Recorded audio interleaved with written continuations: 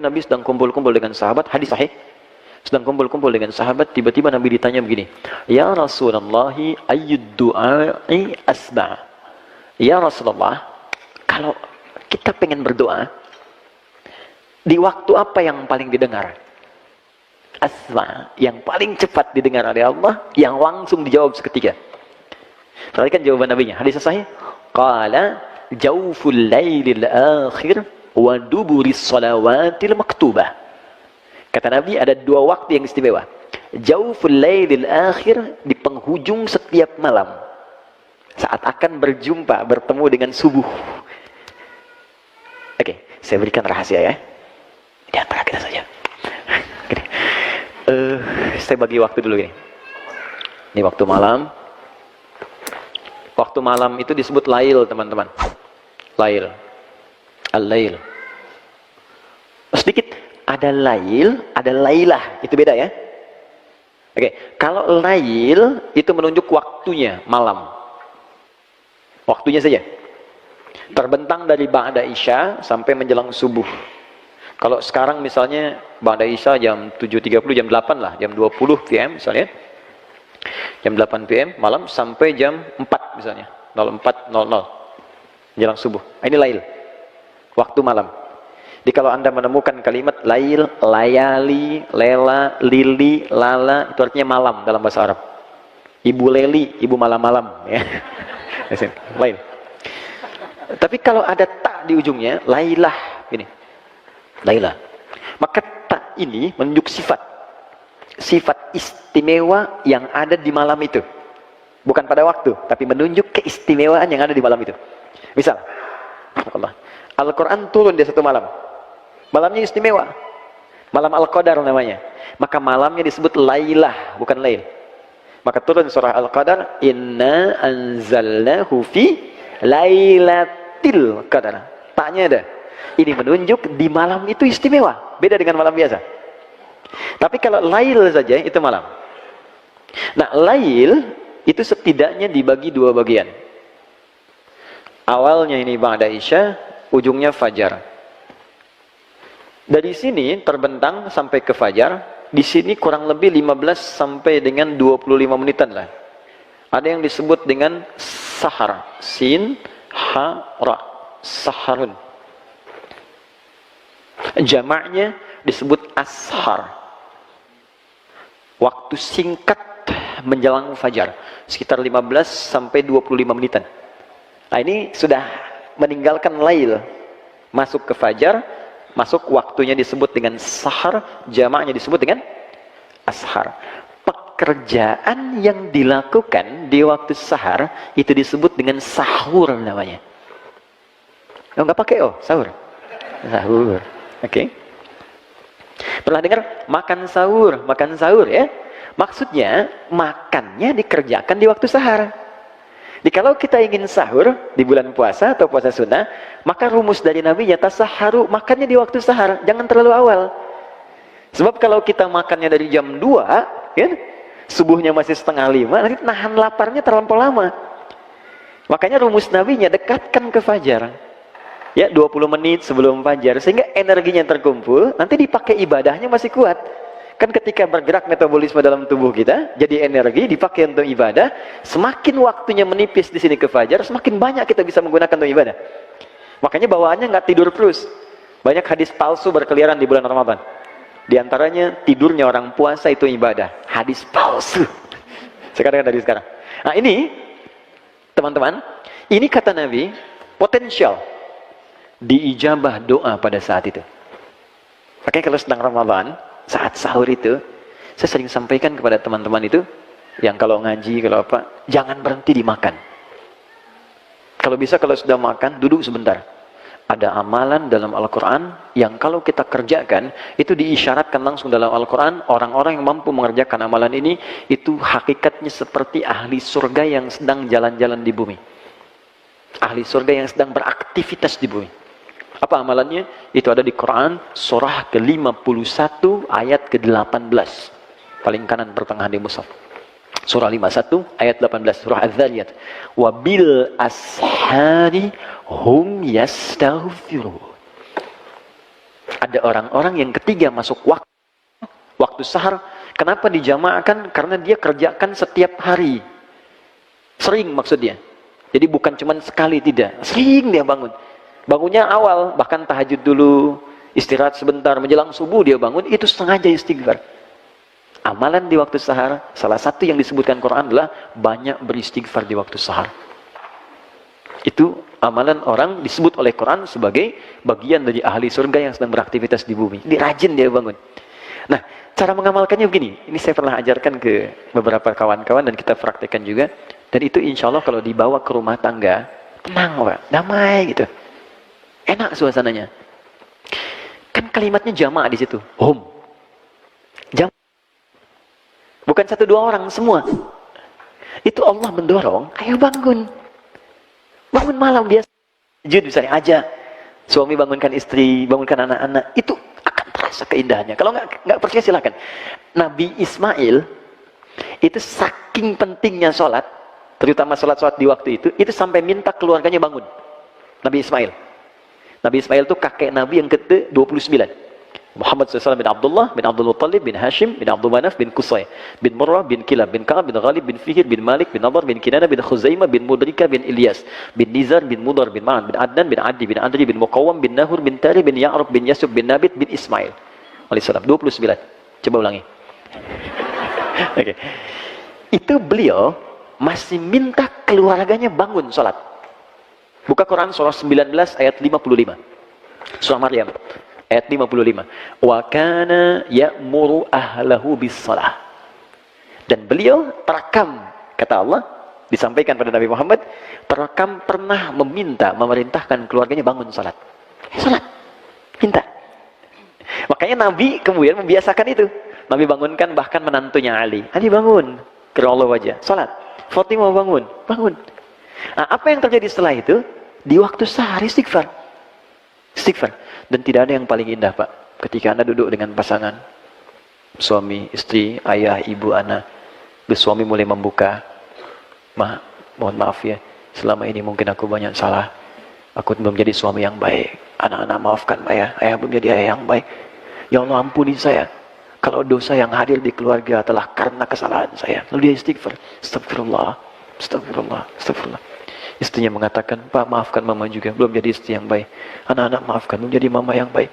Mungkin mama wafat di hari ini, belum jadi sempurna. Ya Allah ampuni saya, yang mungkin dosa di keluarga karena kesalahan saya. Astagfirullah ya Allah, astagfirullah. Lalu anak-anak mulai berkata, yang paling hebat ketika si kecil berkata, Pak maafkan Anda juga, sampai hari ini belum bisa ngasih mahkota, belum jadi anak yang baik. Lalu semuanya istighfar, astagfirullah, astagfirullah, minta ampun sama Allah. Maka apa yang terjadi? Seketika diturunkan ampunan Allah Subhanahu wa taala untuk semua anggota keluarga itu. Wa man istaghfara li, hadis qudsi, tabaqah pertama, tingkat pertama yang menerima hadis ini dari Nabi, 30 orang sahabat senior. Kata Nabi, ketika ada seorang hamba, hadis qudsi, wa man istaghfara li, yang istighfar di waktu itu, ghafartulah, aku ampuni semua dosa-dosanya. Kalau dosa sudah diampuni, rumus istighfar yang mengatakan semua doa walaupun belum diminta seketika akan dikabulkan oleh Allah Subhanahu wa taala. Kalau nggak percaya silakan. Itu kalau tiap hari dibiasakan, tidak ada kesalahan yang tertanam di rumah tangga, semua tenang. Hilang aja gitu. Dan tenang di hari itu, kalau setiap hari enak. Semua mengoreksi, semua mendekati Allah, dan nanti Anda akan rasakan dampaknya ada kemudahan dalam kehidupan. Itu satu. Yang kedua, duburi shalawatil mafruḍah atau maktubah, di setiap penghujung sholat fardu. Di setiap penghujung sholat fardu, akhir sholat fardu. Ingat, bukan sholat sunnah ya, bukan sholat sunnah. Akhir sholat fardu. Letaknya sebelum salam.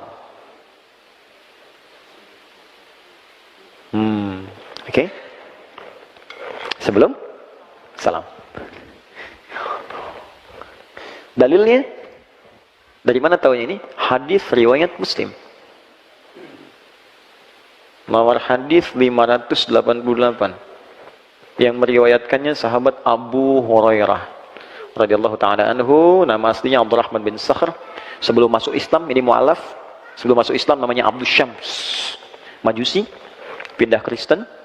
Kemudian masih mencari-cari sampai bertemu Nabi di Madinah, masuk Islam.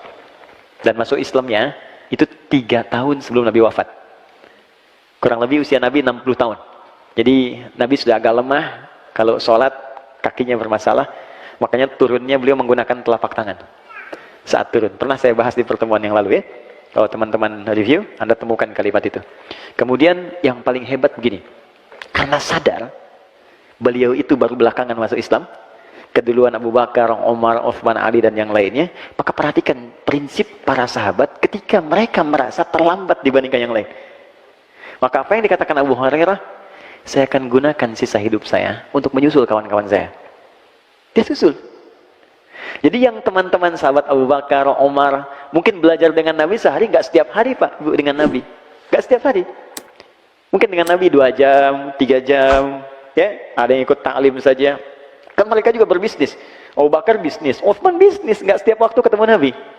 Ya, Abbas paman Nabi bisnis, makanya beliau ta'lim itu nggak setiap waktu. Nabi punya majelis ta'lim, hari Kamis khusus untuk ibu-ibu, akhwat. Selebihnya nanti ikhwan. Nggak setiap waktu Abbas bisa ikut ta'lim. Tapi setiap akhir pekan liburnya mampir ke majelis Nabi sampai hafal 200 hadis. Tapi yang hebat begini, kalau saya masih ada kesibukan begini untuk bisa berinfak, jadi mereka itu bisnis itu untuk bisa zakat, bisa infak. Yang dikejar akhirat juga. Itu prinsipnya. Kalau saya nggak hafal hadisnya, anak saya yang mesti hafal. Kalau saya nggak dapat Qur'annya, anak saya yang dapat. Maka kalau beliau sedang pergi dan tidak bisa ke majelis ilmu, maka anaknya Abdullah kecil yang disimpan di majelis ilmu. Karena itulah nanti ketika Nabi wafat, anak ini usia masih 13 tahun, bapaknya hafal 200 hadis, anaknya hafal 2000 hadis. Itu waktu dititipkan itu teman-teman, itu masih ada yang merangkak. Ya, masih merangkak.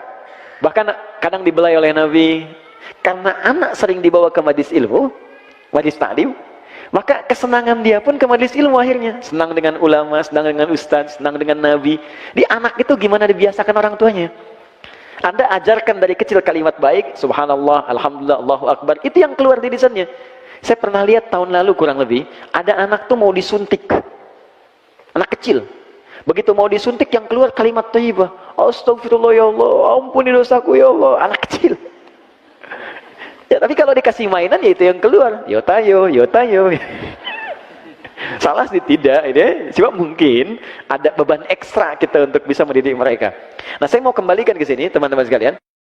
Jadi Abu Hurairah kemudian masuk Islam, prinsipnya saya mesti nyusul. Disusul sampai beliau jadikan semua waktunya untuk mendampingi Nabi. Karena merasa Nabi di penghujung waktunya. Akhirnya kemanapun dikejar. Nabi ke rumah, nunggu dekat rumahnya. Kemudian keluar rumah, diikutin. Maksudnya gini, kalau sahabat nunggu di majelis ilmu Nabi, beliau pengen tahu. Dari sejak Nabi keluar rumah, bagaimana jalannya. Kalau dipanggil, bagaimana nengoknya. Kalau sholat, bagaimana caranya. Jadi saking ingin dan nyusul dan mengikuti semua ajaran Nabi, karena melihat di manusia terbaik yang pernah hadir di zamannya, maka diikuti setiap langkahnya. Sampai-sampai kata Nabi, buka sorbanmu. Dibukalah sorbannya, hamparkan, dihamparkan, didoakan oleh Nabi, pakai lagi.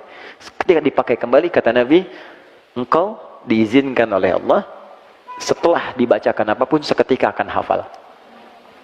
Gitu. Didoakan oleh Nabi, jadi tahu ini ahli ilmu. Karena itu ketika didoakan, dipakai kembali, apapun yang dibacakan kepada beliau seketika hafal.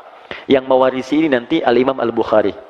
Nanti ibu saya sarankan, ibu cari buku tentang biografi Al-Imam Al-Bukhari, ibu perhatikan amalan ibunya. Karena single parent. Jadi nanti sudah meninggal, bapaknya, kemudian anaknya matanya buta, ibunya melakukan amalan, itu berdampak kepada anak. Dari mulai anaknya sembuh dari kebutaannya sampai punya kepintaran luar biasa. Imam Al-Bukhari itu sekali baca seketika hafal. Saya tadi cerita di Tanah Kusir. Jadi Al-Bukhari saat muda dikenal ahli hadis, diundang ke Irak, pusat ilmu, oleh 10 ulama. Undangannya silaturahim. Begitu masuk ruangan kosong, nggak ada apa-apa, cuman ada kursi satu di tengah begini, dikelilingi ulangan 10 letter O. Apa yang terjadi? Ternyata diuji. Satu orang ulama menguji beliau dengan 10 hadis yang diacak semua sana dan matanya. Jadi nggak tersusun rapi, diacak. Satu orang mengatakan, ada hadis bunyinya begini, begini, begini, sampai 10. Menurut kamu, apakah hadisnya benar atau tidak? Kata Al-Bukhari, sebentar, selesaikan dulu 10-10-nya baru saya jawab.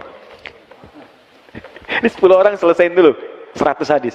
Begitu sudah selesai, dijawab oleh beliau dari urutan pertama sampai yang terakhir tanpa salah sedikit pun. Sejak saat itu mendapatkan gelar Imamul Muhadditsin, kita sebut Imam Al-Bukhari. Dari situ peristiwanya. Nah, kembali ke hadis tadi, Abu Hurairah meriwayatkan hadis sampai hafal 7.000 hadis. Ya. Jadi kalau ada yang bertanya begini, kenapa Ali saja yang menantu Nabi hafal tidak lebih daripada 2.000 hadis, kok Abu Hurairah dapat 7.000? Jawabannya gampang. Karena sisa hidup Abu Hurairah itu digunakan untuk ngikutin Nabi terus. Sama dengan begini, ada anak 5 tahun hafal Quran, 50 tahun belum hafal. Kenapa? Karena anak itu memang fokus digunakan usia untuk menghafal saja. Jelas ya? Apa bunyi hadisnya? Idza tashahhada ahadukum. An Abi Hurairah radhiyallahu ta'ala anhu qala, hadis riwayat sahabat Abu Hurairah menyampaikan dari Nabi sallallahu alaihi wasallam, idza tashahhada ahadukum, jika Anda menunaikan tasyahud akhir dalam salat. Fokus. Jika Anda menunaikan tasyahud akhir dalam salat, fas'alu bi arba'in, maka mintalah 4 hal. Ya. Fokus teman-teman. Lihat sini. Ada 2 waktu dikabulkan doa dengan cepat. 1, ini saat waktu sahar. Yang kedua sesaat sebelum salat berakhir. Jika dalam posisi ini, tasyahud akhir sebelum salam, kita punya kesempatan untuk meminta apa yang kita mintakan. Saya yakin kalau Anda diberikan waktu, misalnya ada waktu 1 menit, minta apa aja dikasih. Mau minta apa? Wah, masa banyak tuh, minta kaya, minta karir, minta surga, ya kan? Minta suami soleh, minta istri solehah, minta anak-anak soleh, banyak semua minta. Kata Nabi, kalau mau minta 4 ini, yang lain akan ikut semua. 4. Kita hafal doanya. Apa yang 4 ini? Ini hadisnya, hadis Muslim, nomor hadis 588. Allahumma inni, oke, a'udzubika, 1, min azabi jahannam. 2, wa min azabil qabri. 3, wa min fitnatil mahya wal mamat. Oke. 4, wa min syarri fitnatil masihid dajjal. Oke. Kalau kita kerjakan ini dengan baik, bukan sekedar doa yang dikabulkan, tapi Allah akan bimbing kita selamat dari mulai hidup dunia sampai kembali kepada Allah ke akhirat. Saya hapus sebentar. Bismillah. Ya Allah, sabar ya Allah. Alhamdulillah, pahala sabar cepat. Oke. 1. Bismillah. Izin ya, sambil nulis. Allahumma inni a'udzubika min azabi jahannam. 1, berlindung dari siksa jahannam. 1, berlindung dari siksa neraka jahannam.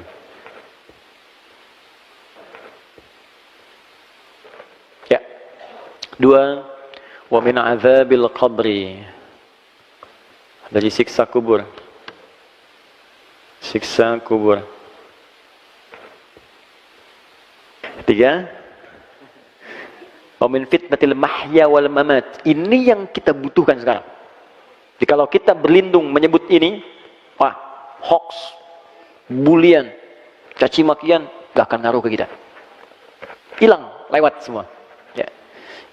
Fitnatil mahya, fitnatil mahya wal mamat. Fitnah semasa hidup, juga saat wafat. Duh, kasihan banget nih, hidup di fitnah, wafat di fitnah juga.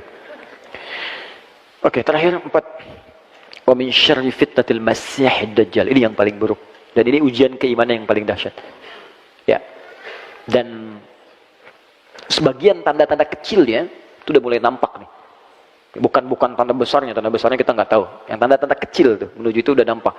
Buruknya fitnah dajjal. Di fitnah yang paling buruk. Dajjal. Syarri fitnatil masihid dajjal. Ad-Dajjal. Ini seketika bisa merubah orang yang tadinya beriman tiba-tiba langsung jadi kufur. Seketika. Tadi ada 4 ini. Kata Nabi, minta setiap di penghujung kita selesai sholat sebelum salam. Kalau belum hafal redaksinya, minta di hati dengan bahasa kita. 4 ini sebutkan. Ya Allah, aku berlindung kepadamu ya Allah dari neraka jahanam, dari siksa kubur. Ya Allah, dari buruknya fitnah saat hidup ataupun nanti aku kalau wafat. Dan dari ya Allah, buruknya fitnah Dajjal. Di hati. Tapi usahakan sambil kita menghafal, membaca, sampai nanti kita bisa tahu cara bacanya sesuai dengan petunjuk Nabi. Kita lafadzkan itu. Nah, saking pentingnya ini, pernah ada seorang ulama besar. Bahkan Imam An-Nawawi itu mengambil riwayat dari ulama ini. Namanya Imam Tawus. Imam Tawus ini punya anak. Anaknya sholat. Setelah selesai sholat, tanya bapaknya, kamu baca doa ini enggak tadi? Yang bapaknya sampaikan hadis dari Nabi. Kata anaknya, la. Aqra'ta fi salatik, kamu baca ini enggak? La, tidak. Kata bapaknya, a'id salatak, kamu salat lagi. Saking pentingnya doa ini, disuruh salat lagi oleh bapaknya. Ya, diminta salat lagi, saking pentingnya. Jadi ada perhatian orang tua yang sangat dalam. Orang tua pengen anaknya selamat dari fitnah. Orang tua pengen anaknya jadi soleh. Orang tua mana yang tidak ingin anaknya hidup bahagia? Orang tua mana yang tidak ingin anaknya tidak soleh? Karena itu ketika tidak membaca ini, kata bapaknya, ulangi lagi sholatnya sampai kamu selesaikan doa ini.